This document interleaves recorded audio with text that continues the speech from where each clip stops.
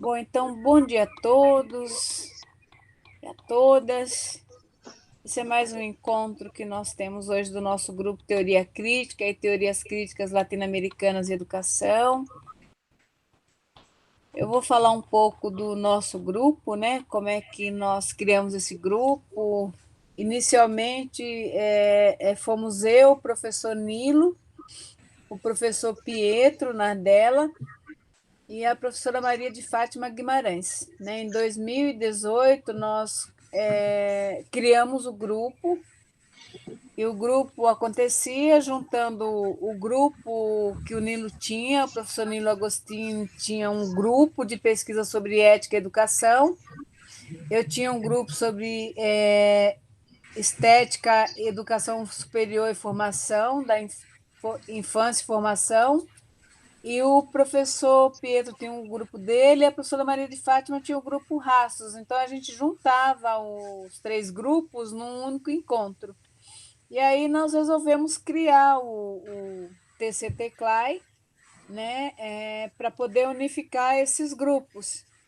A professora Maria de Fátima ficou até 2019 e se desligou, porque também tem outros grupos, outros compromissos. O professor Nilo Agostini também ficou de 2018 até 2020 como vice-líder do grupo e também por outras questões também de prioridade. Ele saiu da vice-liderança, mas continua conosco no grupo aí, contribuindo e uma peça importante para nós. Atualmente, o nosso grupo conta com a participação de 14 doutores pesquisadores, né? Entre eles, nós destacamos aqui o Alexander da Silva, que é da Unesc, que também está no nosso grupo, Alexandre Ribeiro Neto, que é da UERJ, a professora Gláucia Machado, que é das escolas públicas de Juiz de Fora, o Gilberto, que é da Facapa, Antônio Gilberto Balbino, e é uma pessoa que contribui muito com esse grupo também. A Denise Filomena Marquezin, que nós tivemos um encontro na casa dela em Jundiaí, que também ficou marcado. O professor Ivan de Oliveira Silva Durães, da PUC de São Paulo, que também é um grande contribuidor nosso, né? Contribui muito, está sempre presente. O professor Jorge Henrique Carbone, né, que é da Universidade, o que é, Ivan? Eu esqueci, agora está em sigla. É a Universidade Nacional da Colômbia, desculpa. E o professor Ariovaldo, que também não pôde vir hoje, mas está sempre presente. O Ariovaldo é do UNES, do Centro Universitário do Sul de Minas, de Varginha. A Ariovaldo agora é professor da pós-graduação do PPG em Educação do UNES. O Luciano Rodolfo de Moura Machado, que doutorando, que é uma das pessoas que mais contribui com esse grupo, porque organiza os nossos encontros, com atas, técnico do grupo, e agora nós contamos também com a ajuda do Luiz de Sá, que já é doutor, então agora também nessa ajuda técnica aí, que muito nos engrandece. O grupo tem, então, no todo, cerca de 40 participantes, 15 pesquisadores, 24 estudantes, né? Qual que é o objetivo do nosso grupo? Desde o começo do nosso grupo, o objetivo é investigar a contribuição para a educação da teoria crítica da sociedade e das teorias críticas latino-americanas. E aí a gente destaca alguns autores que são mais recorrentes em nossas pesquisas. Walter Benjamin, Theodor Adorno, Max Horkheim, Herbert Marcuse, Ernest Bloch, Paulo Freire, que aparece muito no nosso grupo, e é um prazer imenso a gente ter um brasileiro com essa desenvoltura, né, e um manancial aí para todos nós. O Quirrano, o Leopoldo Zea, Miolo, Boaventura de Souza Santos, Agamben, Leonardo Boff, Zygmunt Bauman, Christopher Turque, Sevenco, Gruska, Jeanne-Marie Gagneban, Chomsky, Bobbio, Proudhon, só para citar alguns autores que a gente trabalha. Quais são os nossos objetivos, então?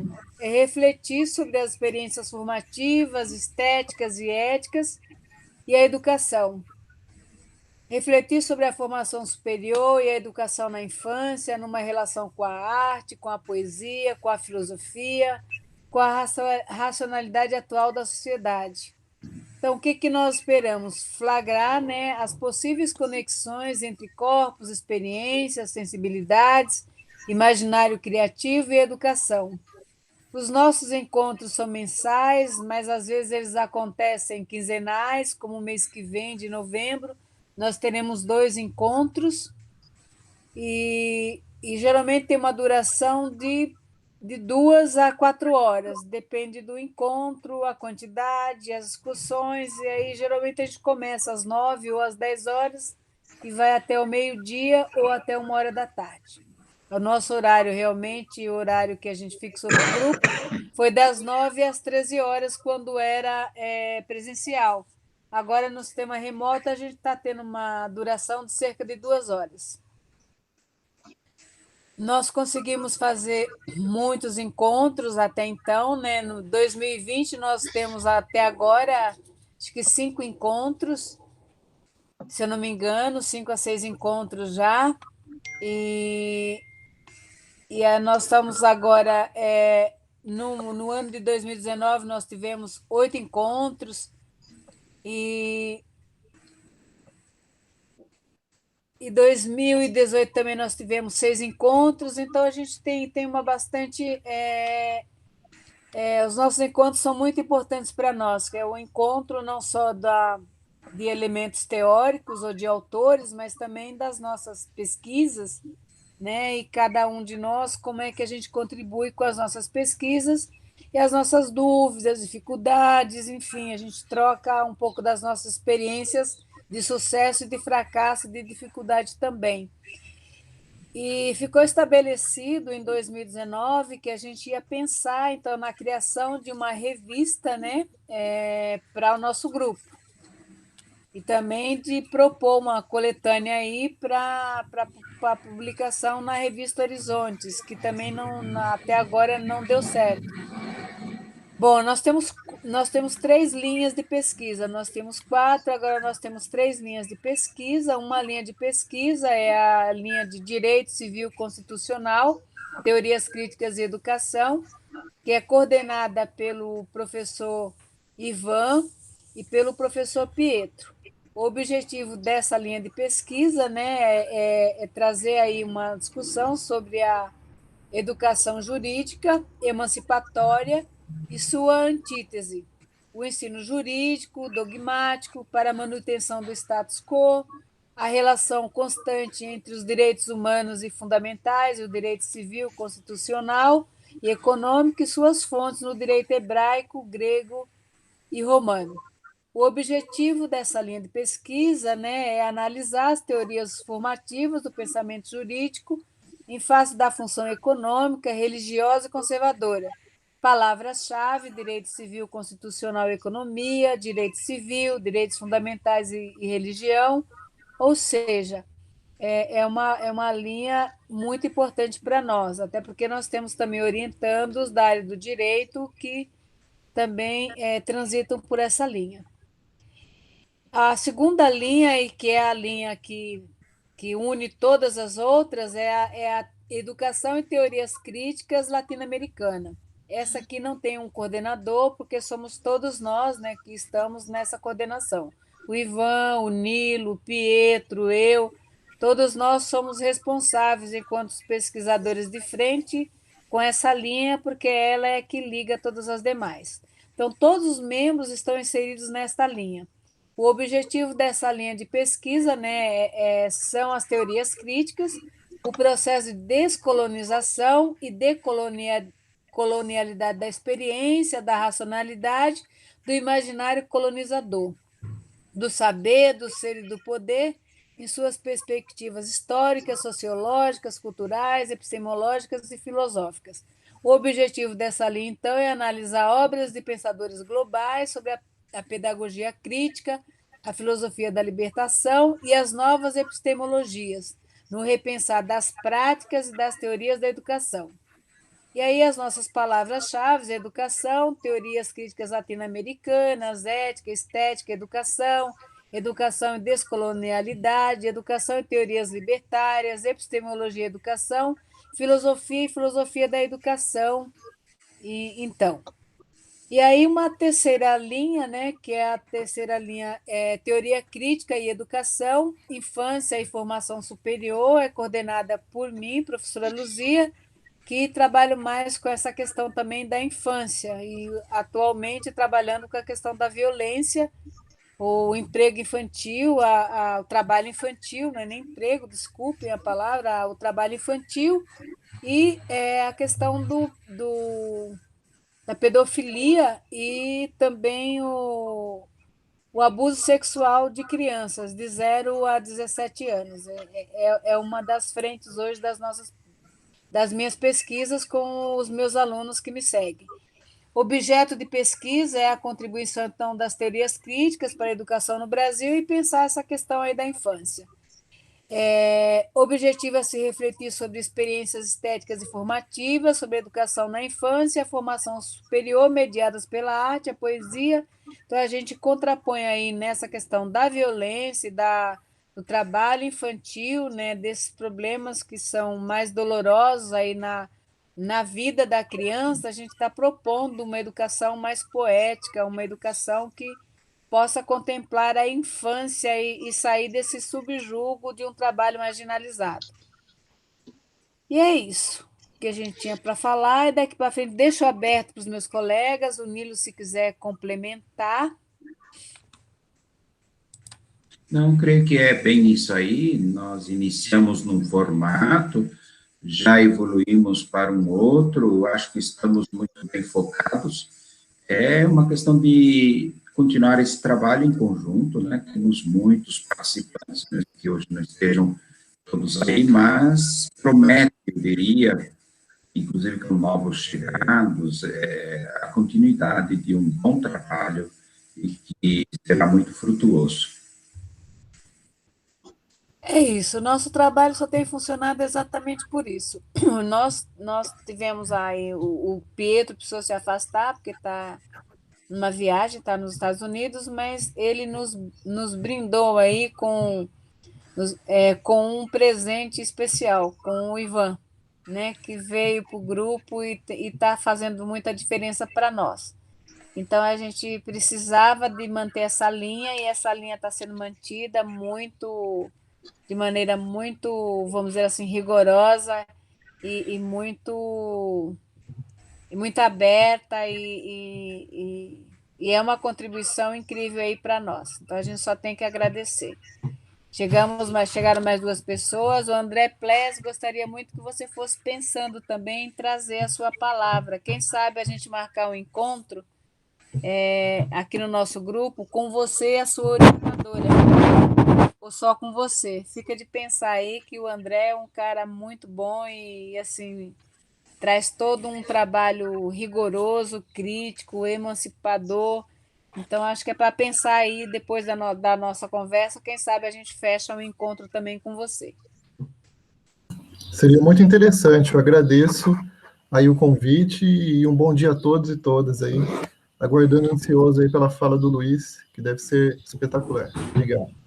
Nada. Ivan, agora é com você. Perfeito. Renovo a todos os meus melhores cumprimentos.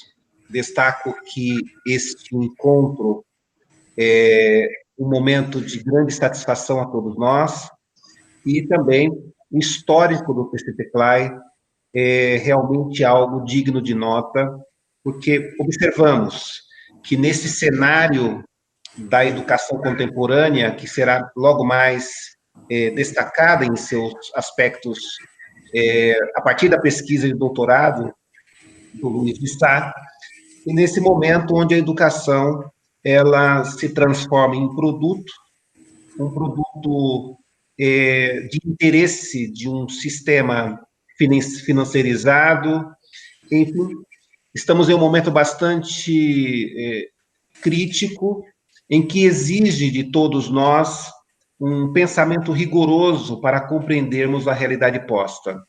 Eu quero também destacar a presença de participantes do grupo que aqui estão, já chegaram. Temos o André Pless, que há pouco foi citado, a Érica Menezes, a Joanice Vicente Casimiro, o Luciano, sempre presente em todos os encontros, Luciano Rodolfo de Moura Machado, o Luiz Isaac será o nosso comunicador hoje, a professora Luzia, que é sempre um elemento provocativo em todos os nossos encontros, e em especial na minha trajetória acadêmica, o professor Nilo Agostini, um grande pensador no âmbito da teoria crítica do nosso país, que, inclusive, tem um trânsito internacional muito significativo, sempre um exemplo a todos nós. A Sandra Moschini, que tem alguns diálogos do tema de hoje com o seu trabalho de pesquisa, bem como a sua trajetória também no âmbito do direito. Então, caríssimos, é isto. Eu sempre tenho dito que encontros libertários como estes são oásis na nossa trajetória intelectual e acadêmica. Passarei agora, nesse instante, a fazer a apresentação do nosso comunicador de hoje. Eu fui gentilmente convidado para ser o mediador e estarei aqui presente hoje como uma espécie de Virgílio, conduzindo o nosso Dante para a partilha de suas experiências, sobretudo em sua tese, em sua pesquisa e tese de doutoramento, que inclusive tive a grata satisfação de assisti-la e torcer minuto após minuto durante a exposição do professor Luiz de Sá, que foi realmente um grande encontro de partilha de conhecimento e inquietações. Certamente hoje nós teremos um pouco mais do professor Luiz de Sá e de sua pesquisa, bem como as suas projeções acerca da educação contemporânea. Então, vamos lá. O nosso comunicador hoje, professor doutor Luiz de Sá, ele é doutor em educação pela Universidade de São Francisco, bacharel em administração de empresas pela Faculdade Metropolitana de Campinas, a Metrocamp, tem MBA em economia e negócios pela Universidade Federal de São Carlos, a UFSCar, e atua como gestor escolar, pesquisador de políticas públicas em educação e docente na Universidade de São Francisco. O tema de hoje, que fará parte dos anais aqui do TCT-CLAE, é da educação bancária à educação banqueira, a dura realidade da educação nacional. Professor Luiz de Sá, nós estamos sequiosos para ouvi-lo e extremamente interessados em fazer parte desse instante de partilha. Você é sempre muito provocativo em sua fala e tem uma estrutura de referencial teórico muito sólida, de modo que, neste momento, nós estamos aqui celebrando o seu conhecimento e celebrando a sua pesquisa. Professor Luiz de Sá, a palavra é sua, e somente sua, por este momento de 50 minutos, aproximadamente. Você já conhece aqui a nossa estrutura, a nossa sistemática. Enfim, estamos aqui para ouvi-lo. Por favor. Primeiramente, é muita responsabilidade e gratidão estar aqui com vocês. Eu falo que, além de uma grande responsabilidade, porque quando você fala para as pessoas que você admira e você respeita, Isso parece que, além de dar uma leveza, porque são pessoas que você já conhece, mas ao mesmo tempo traz uma responsabilidade e aquele famoso frio na barriga para realmente estar à altura de pessoas tão afáveis e tão agradáveis, né? Eu sempre olho e agradeço muito por ter como orientador, desde o meu mestrado e 99% do meu doutorado, o professor Frei Nilo Agostini, que realmente tem muito dele nessa pesquisa e tem muito dele em mim. Acho que aí é um papel do educador, é levar a transformação e a reconstrução, né? E o Frei foi uma dessas pessoas fundamentais nesse processo, né? E em meio a essa trajetória conheci uma pessoa maravilhosa que é a professora Luzia, que não tenho nem palavras para definir, né? Então, e com certeza por meio dessas duas pessoas a gente chega até aqui, né? A vida, ela nos traz, eu sempre pensei sobre isso, a vida nos reserva sempre surpresas, né? E essas surpresas vêm sempre com muito aprendizado, e aí a gente encontra pessoas que nos conduzem a algo ainda maravilhoso, né? Então eu agradeço demais e sinto essa responsabilidade, que nem o professor Ivan, ele, desde que a gente se conheceu aqui no grupo, apesar do pouco convívio, mas as palavras, a maneira em que ele conduz sempre os nossos diálogos nos ajuda muito. A visão ambiental do Luciano também é, para mim, muito novo e muito rico, né? Então, e assim por diante, como todos aqui, né? A Samira, como colega já de disciplina nessa jornada, então a gente vai aprendendo. Então, meus amigos, esta apresentação, como foi dita, ela é baseada na defesa que tive, doutorado, e que a professora Luzia foi componente na banca, né, e pôde contribuir muito, né, tal como já citei aqui o professor Fernilo, que vem nos orientando há muito tempo, né. O que eu gostaria em termos gerais, eu não gostaria de ficar preso apenas a um parâmetro protocolar de uma tese, revisando capítulos e tudo. Isso eu convido aos membros do grupo, caso queiram interesse, ela será publicada nos próximos dias, eu compartilho o link para a leitura integral, mas numa visão geral, num aspecto geral, eu queria trazer aqui um pouco das minhas inquietações, né, e daqui a gente sair com um debate, né, a gente, antes das formalidades iniciais e dar a abertura, eu conversando aqui com a professora Luzia, com todos que estavam, a gente lembrou de um nosso encontro que foi na casa da professora Danise, em que a gente sentou numa garagem, né, tomando um chá, um café, uma água, né, e ali a gente estava... E detalhe, Lu, em círculo. Em círculo, perfeito. A gente estava ali se deliciando sobre alguns textos e alguns livros e sendo direcionado naquele dia pelo o professor Pietro, né? Então, e aí a gente trouxe um crescimento muito maior. Então, se for aqui apenas um parlatório, ou seja, eu só falando, não será o mesmo...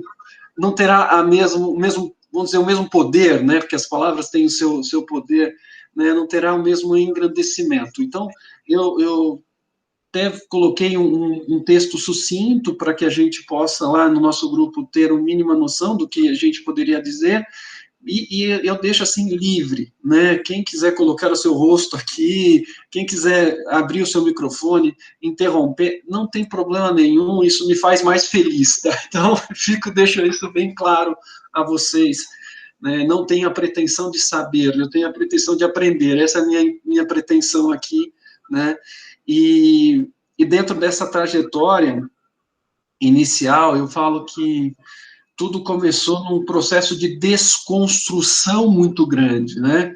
O professor Ivan, ele falou muito sobre o meu currículo aí, numa questão rápida. Eu faltou um detalhezinho ali, aí erro meu de registro. Eu tenho minha formação docente, na qual eu falo que a mais cara e a mais importante foi quando eu fiz magistério, né? porque aos 15 anos de idade eu tive um choque de realidade em que eu fui convidado a uma região periférica no interior de São Paulo, na cidade de Avaré, no bairro da Brabância, né? Pelo nome a gente já entende, os nomes do bairro já nos fazem certas conotações. Na creche da tia Dondoca, eu tive o privilégio de estar à frente de uma sala de Jardim 2.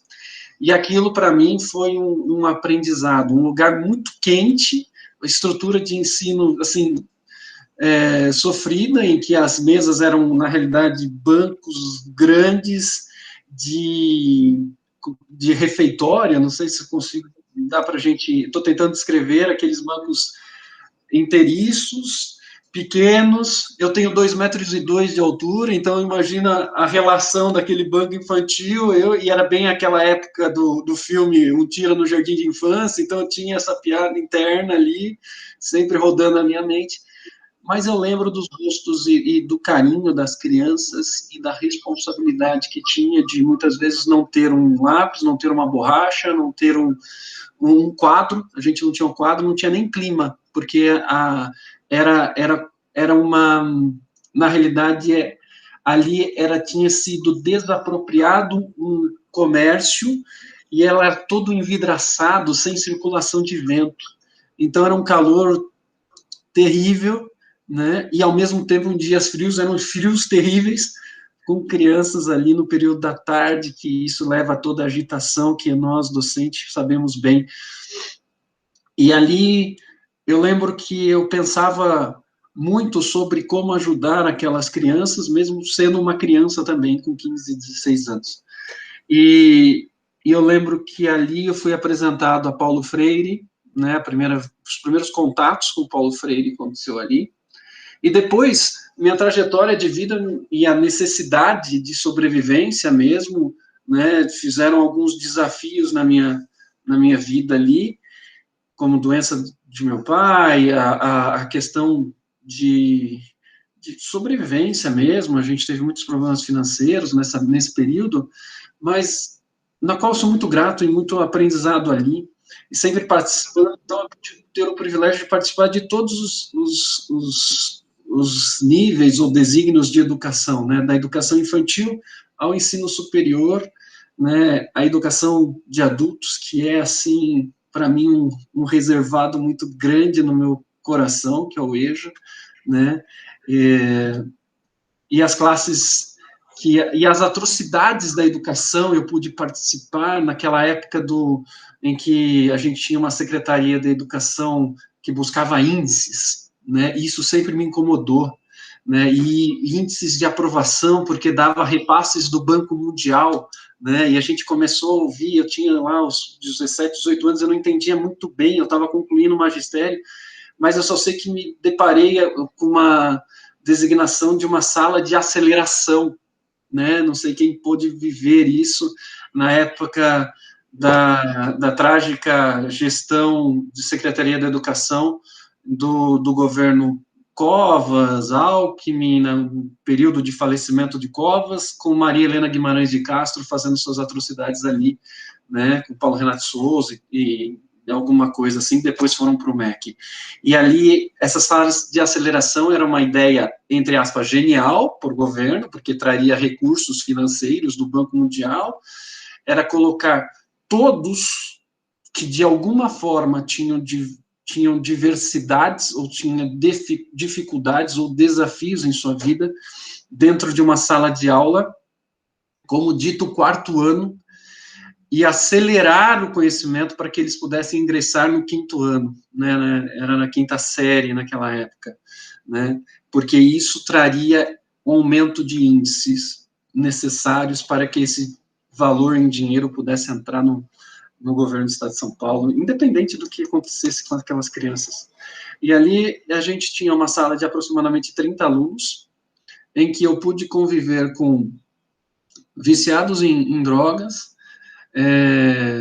deficientes, não gosto muito dessa palavra, mas necessidades especiais de intelectualidade, ou seja, pessoas com déficit de aprendizagem, com deficiências mentais e assim por diante, e também traumas gigantescos sociais, como abusos em família, e isso tudo numa sala só, com a responsabilidade de, no ano que vem eles estarão na 5ª série, né?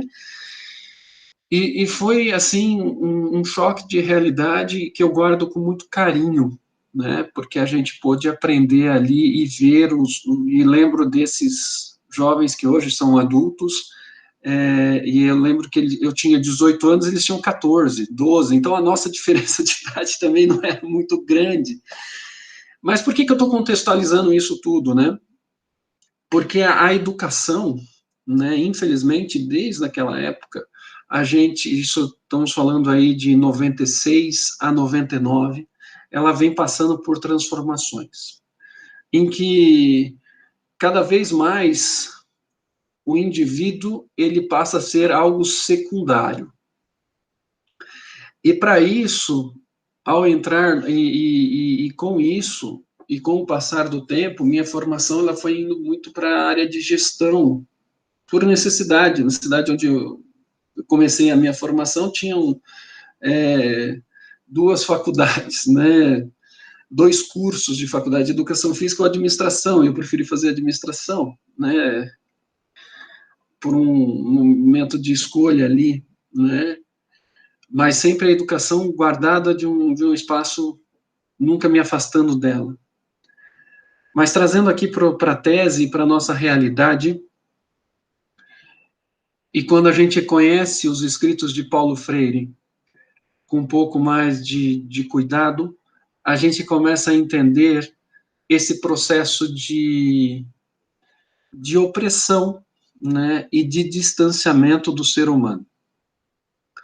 Quando a gente vê a história da educação no Brasil, aí ampliando um pouco a nossa visão, desde do período colonial ou desde o período imperial, a gente vê que as políticas públicas de educação prezam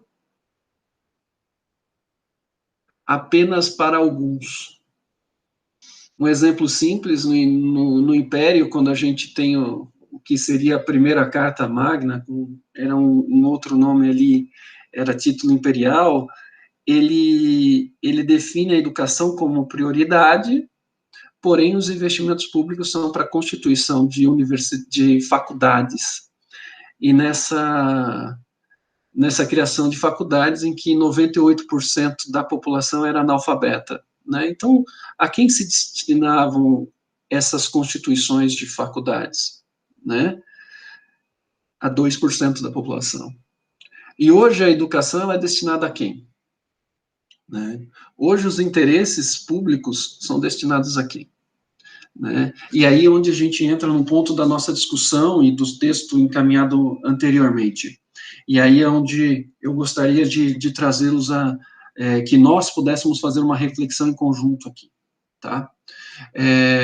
Vamos colocar aqui um recorte temporal posterior à LDB, né, de 96.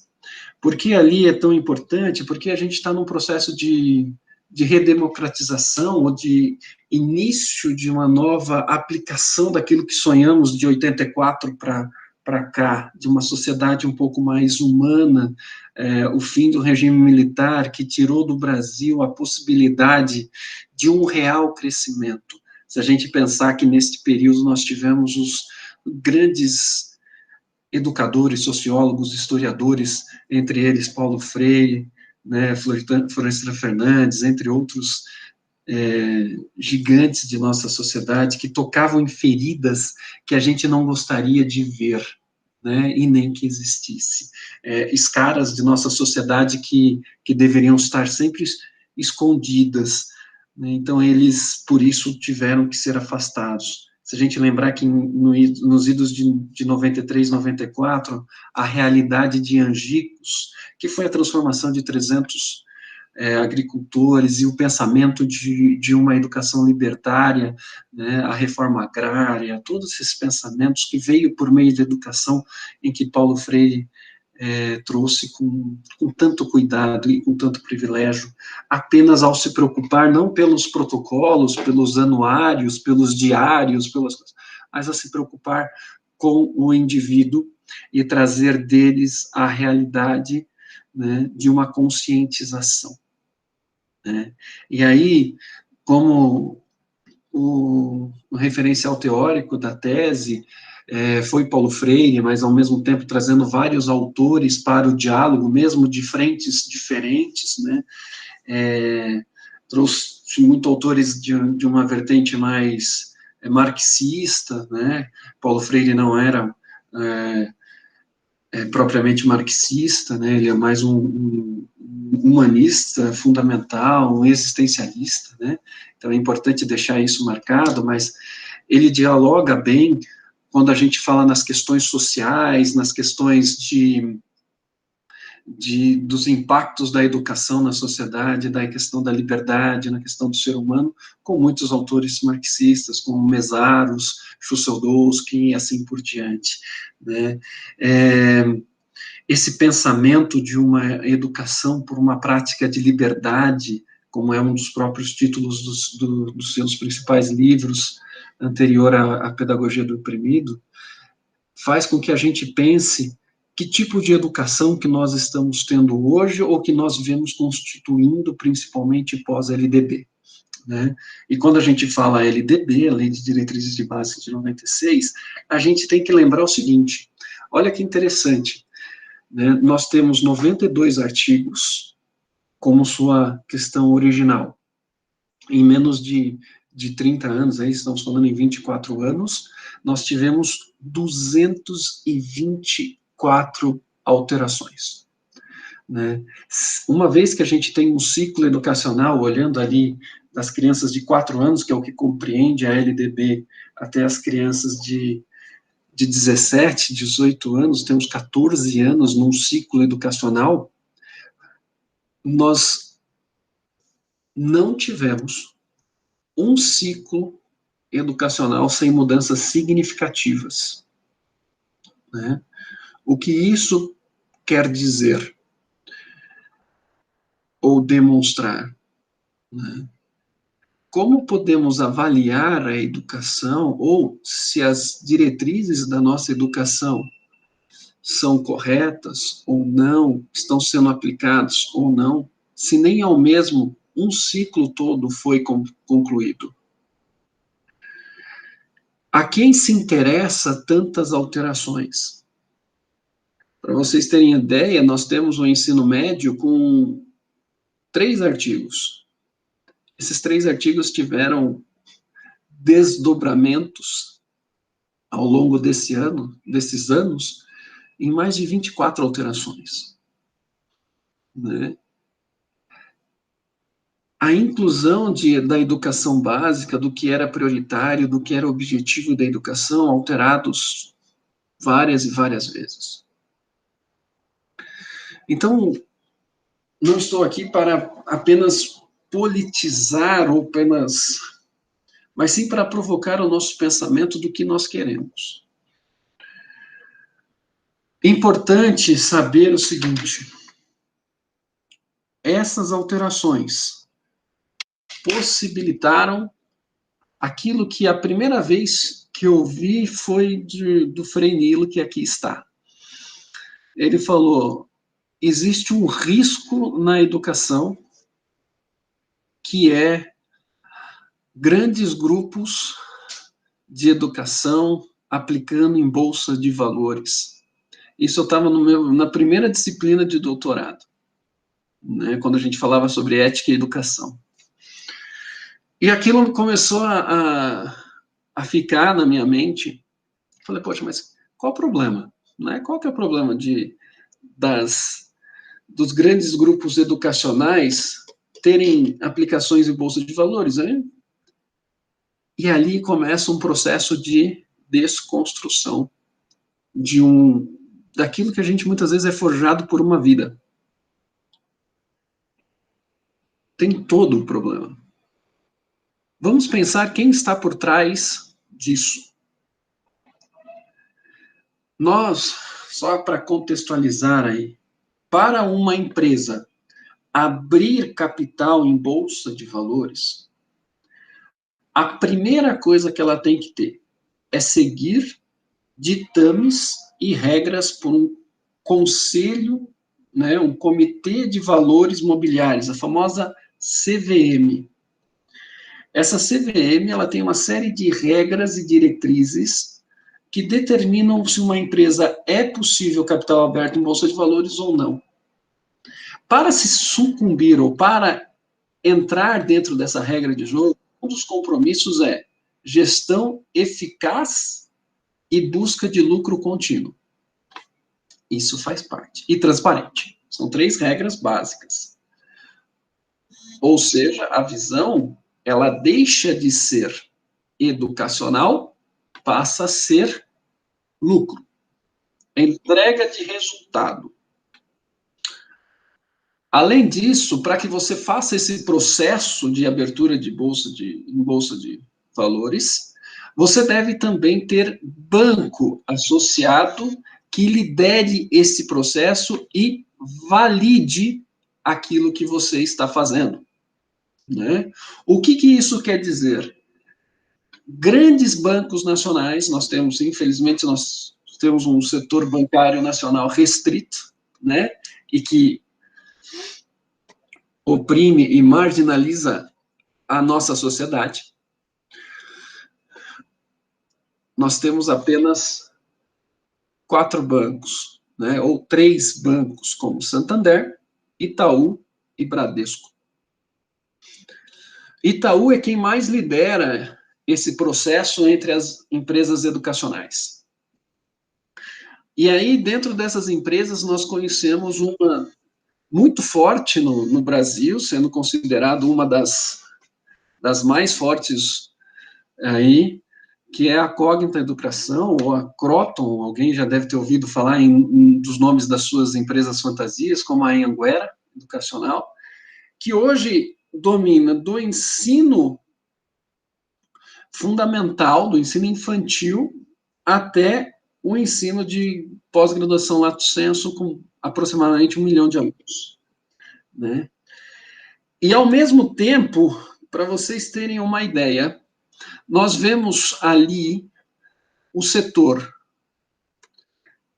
de crescimento na educação de interesses de grandes empresários, como o Paulo Lemann, com o seu sistema de ensino Eleva.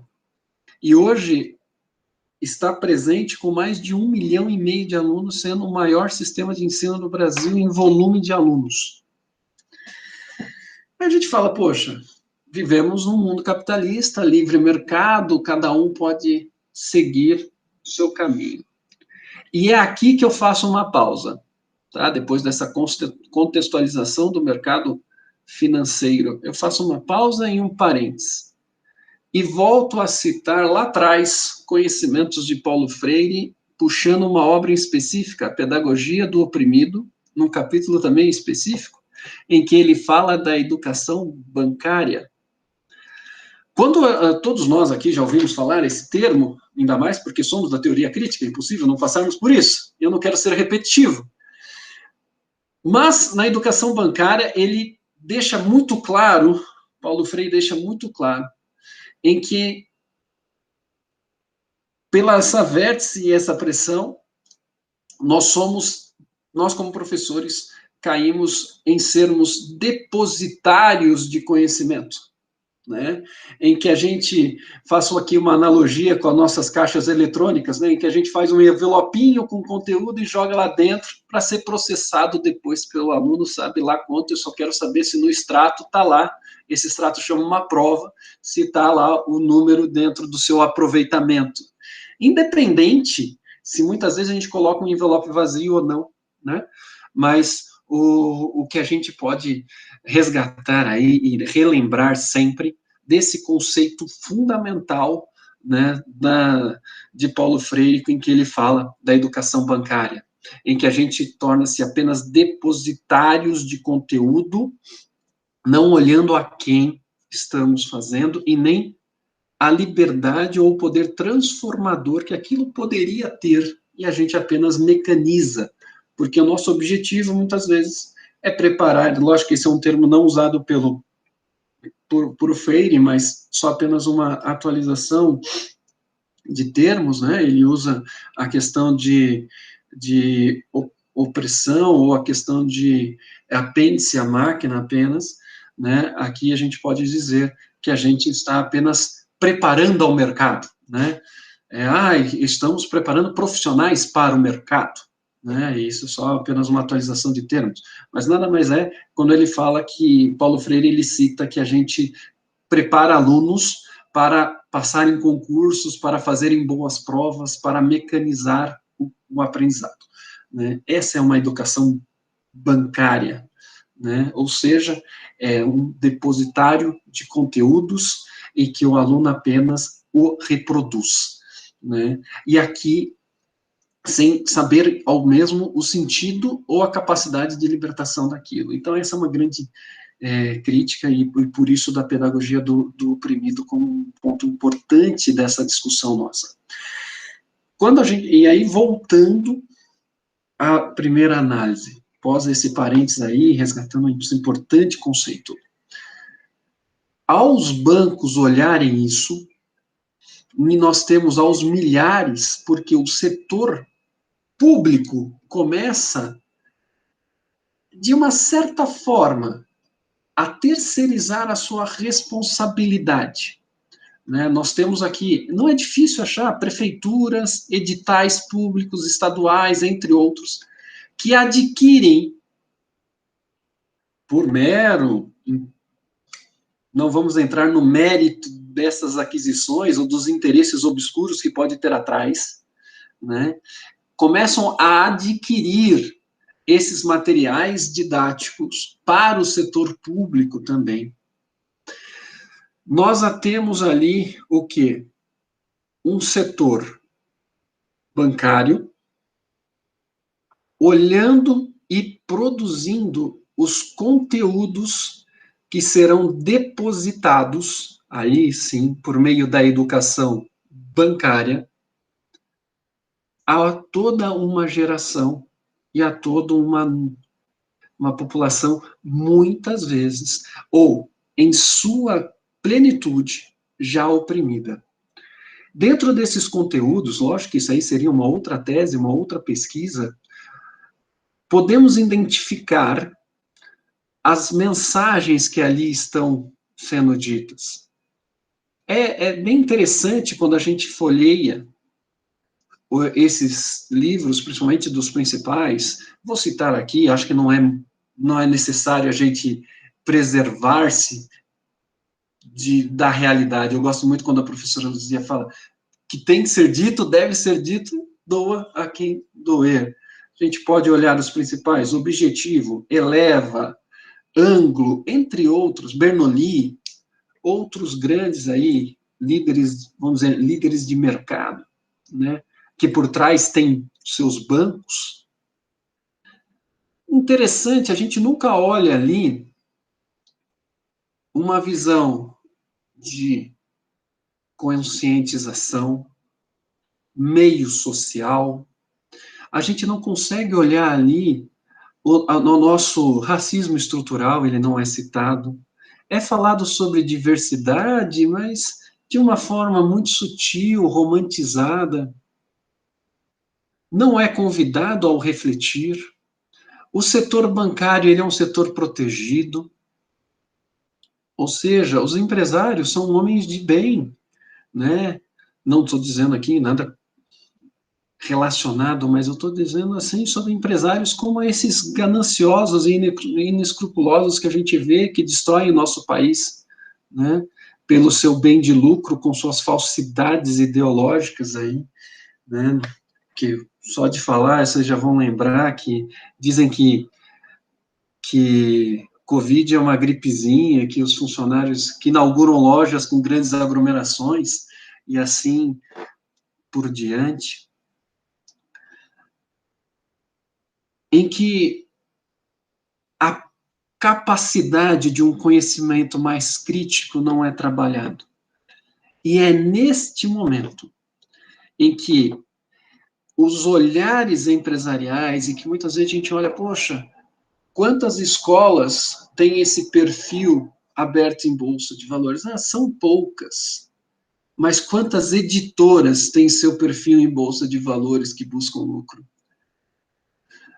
Dois pontos a serem olhados que transforma da educação, ou seja, passamos ou evoluímos, se assim podemos dizer, de uma educação bancária, depositária, e a utilizamos agora como uma educação banqueira, porque usamos desse depósito para gerar lucro e trazer dividendos e ainda mais a ideologia banqueira para dentro dos nossas escolas.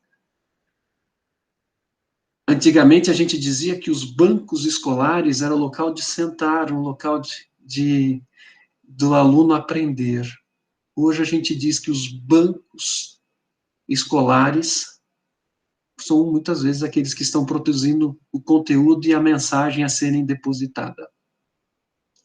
Essa é uma grande provocação que me assustou durante a pesquisa. E no último capítulo eu falo muito sobre isso, em que Lemon, que é um dos líderes dos ensinos, o maior volume de alunos no ensino da educação básica, que é o Eleva, ele diz bem claro: trabalho com educação porque sonho, desejo formar um presidente.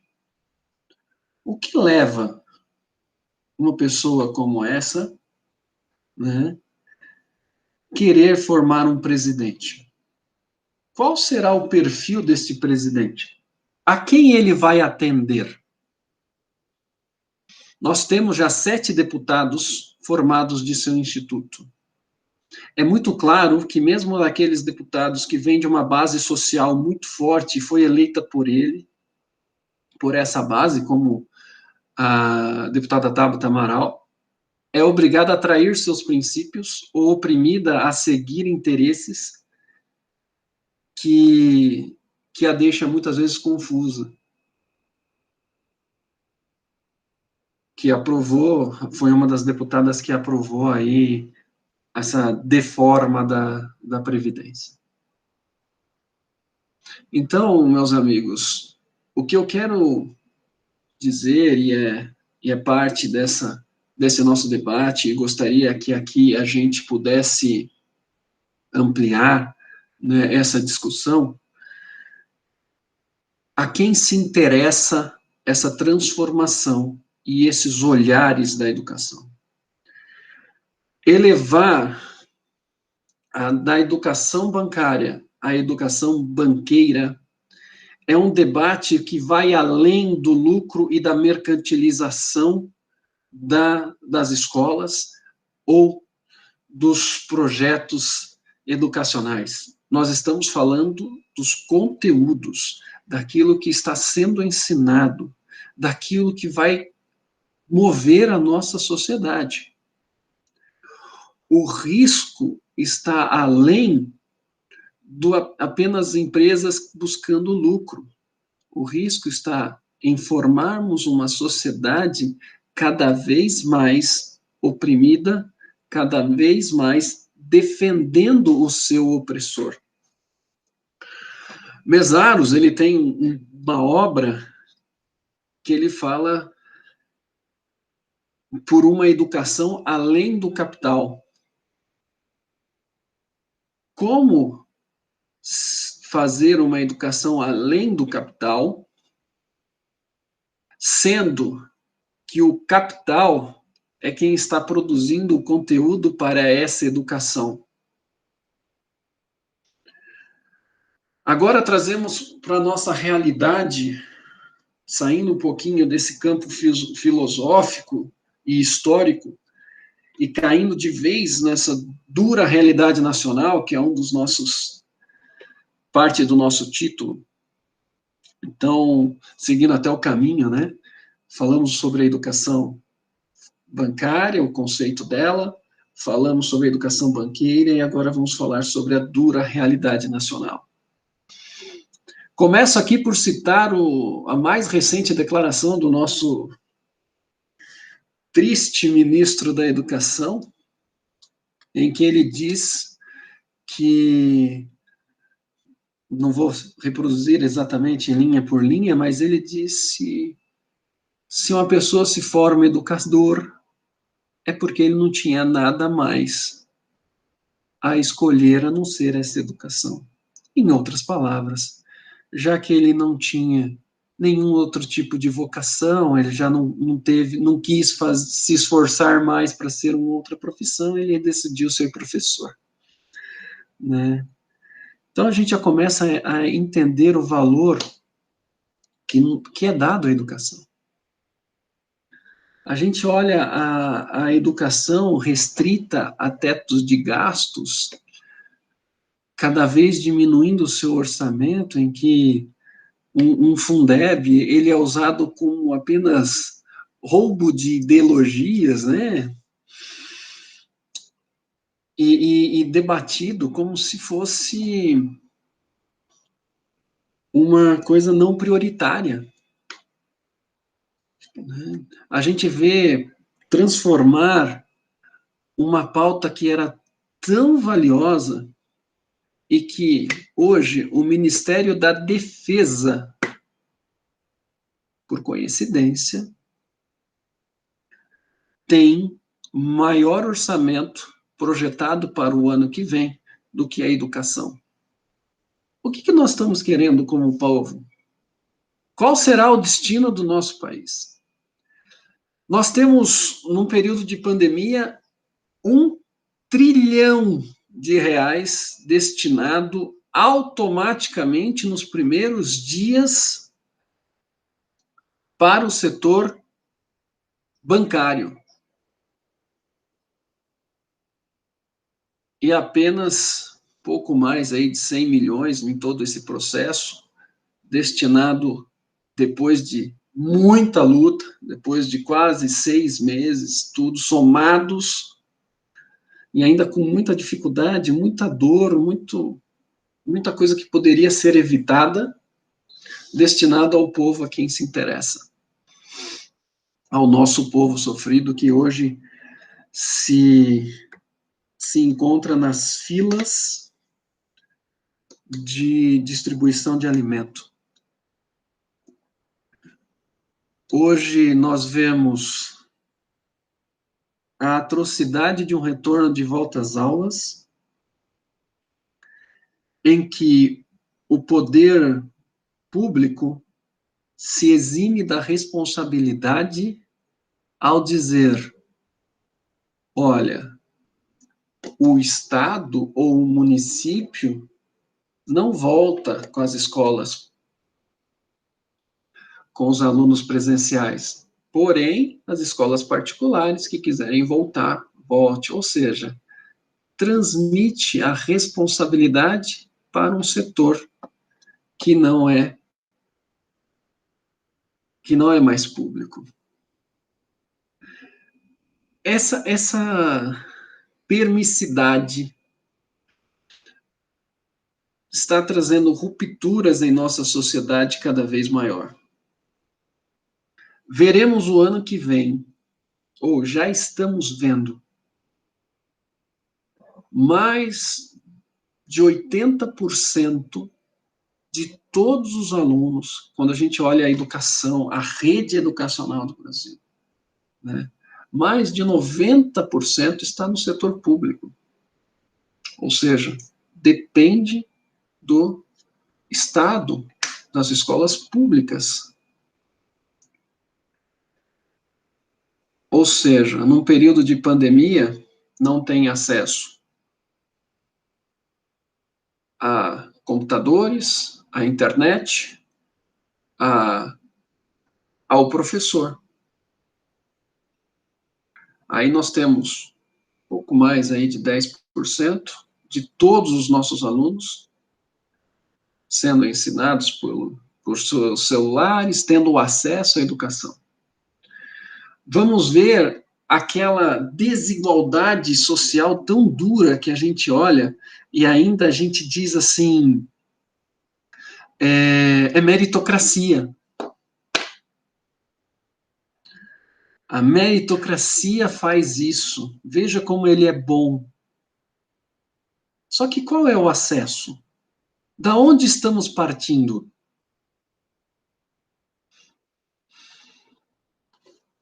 Nós estamos olhando para quem e para onde, quando dizemos que a meritocracia está a todos. Com essa desigualdade, essa diferenciação que nós estamos criando em nossa vida escolar e nossa sociedade. Nós estamos cada vez mais próximos daquilo que éramos da década de 80. Na tese, eu trago alguns dados sociais, como o desemprego, como a PNAD contínua, como a fome, né? E a gente sempre acha assim, e a gente aprende a ver dessa forma. Fome só passa quem está no Nordeste, fome só está distante daquilo que a gente não vê, né? Mas a fome está presente em São Paulo, capital.